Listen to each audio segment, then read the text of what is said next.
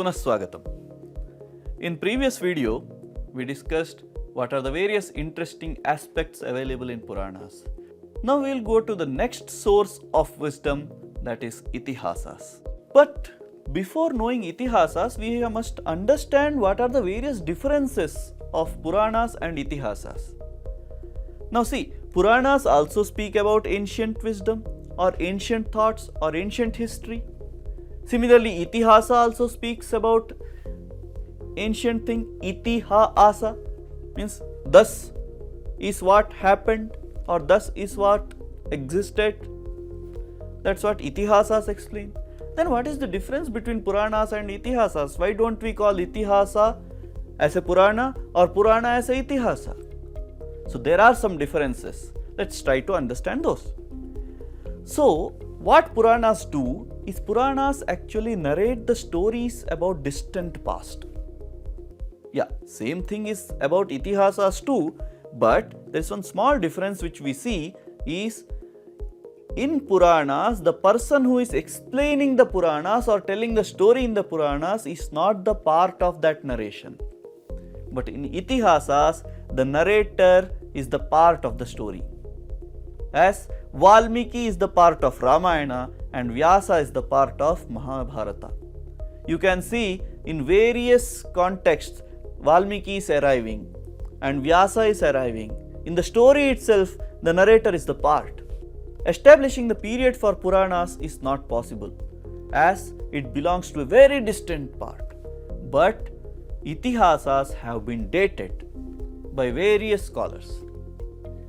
If we discuss about dynasty, discussion of multiple lineages of royal dynasties and rishis are available in Puranas. But in Itihāsas, the focus is on the solar dynasty in Ramayana and lunar dynasty in Mahabharata. The dynasty of Rama, from whose son is Rama, whose son is Dasharatha, this discussion we will find in Ramayana, and the discussion of lunar dynasty is found in Mahabharata.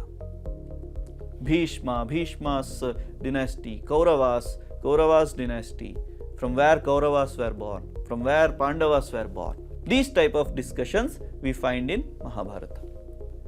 What is the purpose? Encyclopedic in nature is what Puranas are. You can find lot of wisdom, lot of knowledge in Puranas. But the main purpose of Itihāsas is to explain the dharma, artha, kama and moksha, which are four purusharthas of life. Dharma, the right duties. Artha, the wealth. Kama, the desires. Moksha, the final destination of a human or a life. So that is what Itihāsas explain. So these are some major differences which we see in Itihāsas and Puranas. What are the salient aspects of these two epics, Ramayana and Mahabharata? So that we will see now. So in Ramayana, we find there are 645 chapters with 23,672 verses. See how huge this repository is. This itself is so huge. Now what you will feel when you see the Mahabharata thing? Let's take it later. The Ramayana takes normative approach. Ideal textbook-like characters of life. The characters in Ramayana, we will find that they will be like a textbook thing. If you see them, you feel like following their life as it is, by hearting their life thing, like Rama. One more salient aspect which we see is all countries in Southeast Asia have the Rama story. Whether it is Thailand, whether it is Indonesia, India, wherever we go, we find the story of Rama. In the different versions we find descriptions of dharma, of personal and social life and social order we find. Notion of goodness versus greatness. I would like to explain this part. Rama and Ravana, both were great kings. Okay? Both were great warriors. But there is a notion which differs them is goodness. Rama was good, while Ravana was not. While this war was to happen, there were many people who went to Ravana and tried to guide him, saying that please don't do this is wrong. But Ravana never never was ready to listen them. Exactly opposite was the condition of Rama. Rama called for a meeting and asked everyone's opinion before going for war, whether this war will be for good. He heard everyone and then decided whether to go for war or not. So this is the difference between the goodness and greatness. Both were great, but Rama was good also. If we compare with Ramayana takes a normative approach, but Mahabharata takes descriptive approach. Characters present the reality of life. If we read Mahabharata, we sometimes feel that it's our life is being explained in Mahabharata with characters renamed. Rich collection of deeply nested stories we can find in Mahabharata. Many nuggets of wisdom we find, like Yaksha Prashna, where a Yaksha asks many questions to Yudhishthira and Yudhishthira answers all the questions very wisely. And those questions are actually a path shower for present day. Vidura Niti, the set of many beautiful Niti shlokas, leading shlokas which leads the life. Sanata Sujatiya is another story which we can find. And the very important thing which whole world looks upon it is Bhagavad Gita. And that Bhagavad Gita is found in Mahabharata's Bhishma Parva, before the war. What are the approaches of these two epics? How these two epics are looked upon, or what do they actually present to the world? Both epics address the core issues of dharma, one's duty towards personal, family and societal obligations. So if we want some answers, what are our duties, we want to understand what are our duties, we can obviously go to Ramayana and Mahabharata and understand. So both these epics, using different approaches, arrive at different answers to the questions related to the core issue. Whether we should fight with our brothers is a question. Is it good to fight with our brothers? Answers we will find in Mahabharata. Is it good to listen to the father? The answer you will get in Ramayana. What happens if we don't follow the duties? Both the epics give us the answer. What happens if we take the wrong decision, one wrong decision, where it leads to? We get the answer in Mahabharata, where Yudhishthira took a wrong decision of playing the dice and it led to the great war of Kurukshetra. Ramayana has taken normative approach. That's the approach of Ramayana. Despite personal sufferings, emphasis that the duty is clear.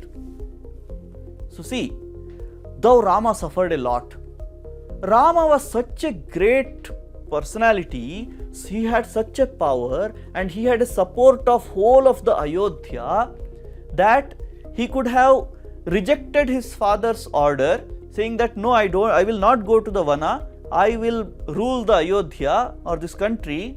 He could have done that, but he didn't do so. Though he knew that if he listens to his father, he has to suffer in jungle, but he accepted that. That shows how he was clear about the duty. That's what Ramayana takes the approach. In Ramayana, there is a very little scope for ethical and moral dilemmas. There is no dilemmas at all. The whole of the Ramayana, if you see, everything is very clear. There is no duality. There is no question of dilemma. Yes, Dasharatha ordered, go to the jungle. There is no question whether I should go, I should take care of my wife, my mother here, or I should go to the jungle. No question. I should go to the jungle because father has ordered me. No dilemma. Similarly, there was no dilemma when it came for fighting against the wrong. Everywhere, whenever there was a question about fighting against wrong, in the context of Vali, Vali was wrong. So, there was no dilemma whether he should kill or not. Killed Vali. So there are many such instances which shows us that there are no ethical or moral dilemmas in Ramayana. Essentially suggesting what ought to be done in life. That's what approach Ramayana takes. What ought to be done in life? There's no question. This is to be done, so this is to be done. That's all. So Ramayana teaches us to stick to the duty while Mahabharata has taken a descriptive approach, presents the actual happenings and the moral and ethical dilemmas that different actors have faced in Mahabharata. Bhishma has taken one decision that he will never marry. The great vow, till this date, we call it as a Bhishma Shapatha.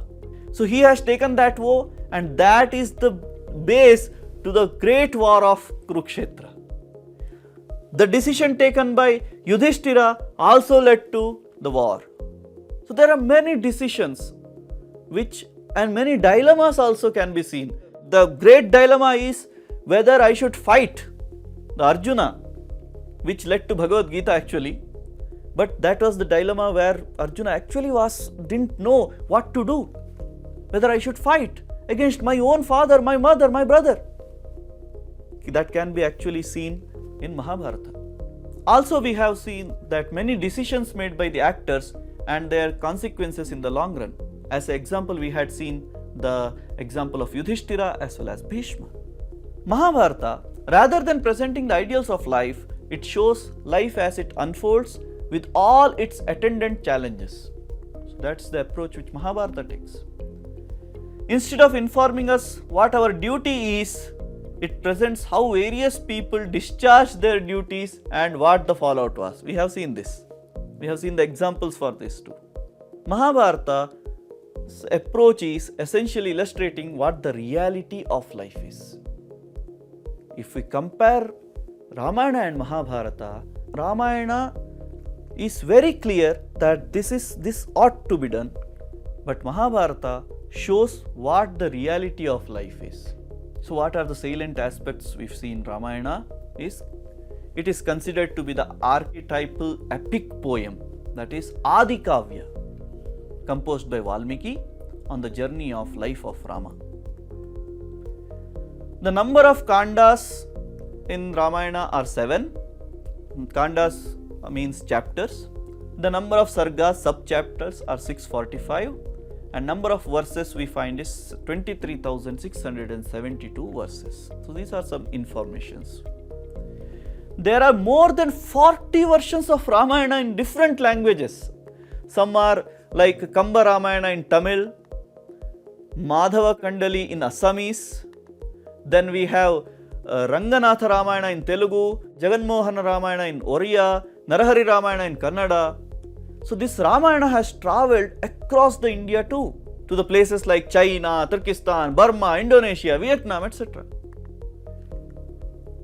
So that is the beauty of Ramayana. Ramayana, every country, the South Asian countries, they want to say that Rama is ours.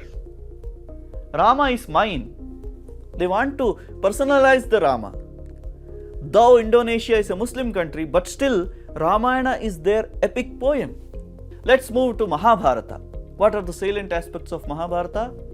It is one of the greatest poem in the world, composed by Krishna Dvaipayana, who is also called Vedavyasa.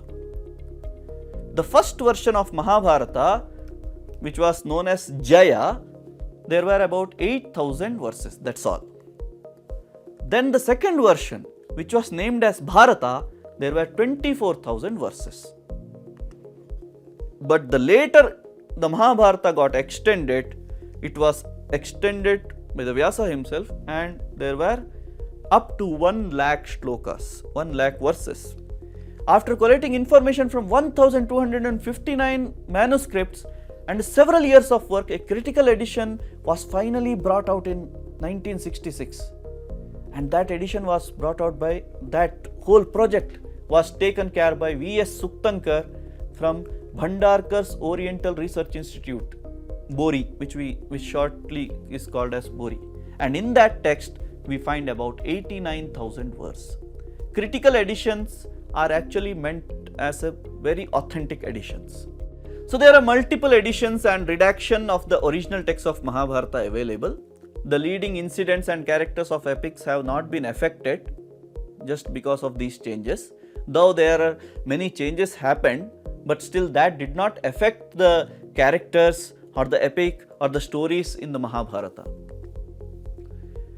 Mahabharata also presents the reality of life and allow the reader to pick up their lessons for living. So in case if we want to find something, we have some problem in our life and we want the answer for that, we can just approach the book and we will get many answers for one single problem.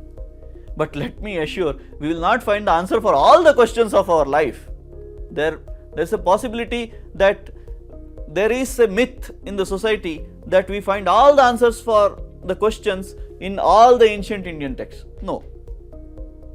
If my mobile gets disturbed, I cannot go and check the solution in Mahabharata.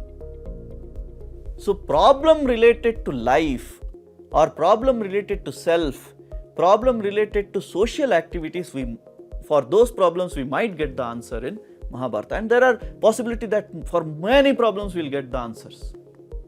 Also, the Mahabharata speaks almost all the characters in different shades of grey, bringing out the reality of decision making and the dilemmas that one faces in life. So what is the overall structure of Mahabharata?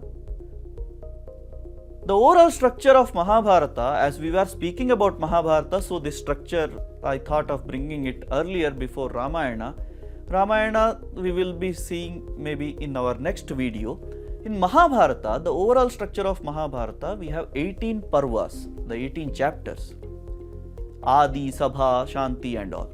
So Adi Parva actually deals with the ancestors of Pandavas and Kauravas, and then it also discusses about the education of Pandavas. It also discusses about the marriage of Draupadi to the Pandavas. So these aspects you can find in Adi Parva. Sabha Parva deals with the dice game of Yudhishthira with Kauravas. That is the core from which the whole Mahabharata starts. Also, there are many parvas like Shanti Parva, Anushasana Parva, which deals with the aspects of governance in ancient India. The Arthashastra, the economics in ancient India, the governance in ancient India, the politics in ancient India. If we want to understand more in detail, we have to just read Mahabharata's Shanti Parva, which gives the detailed description of these aspects. So in this whole video, we have understood the differences between Itihāsas and Puranas. We saw the salient aspects of Mahabharata and Ramayana. We understood what these texts want to give us. Also, we saw the overall structure of organization of topics in Mahabharata. In next video, we will be discussing what are the messages these texts want to give us. For those messages, let us meet in next video. Namaste.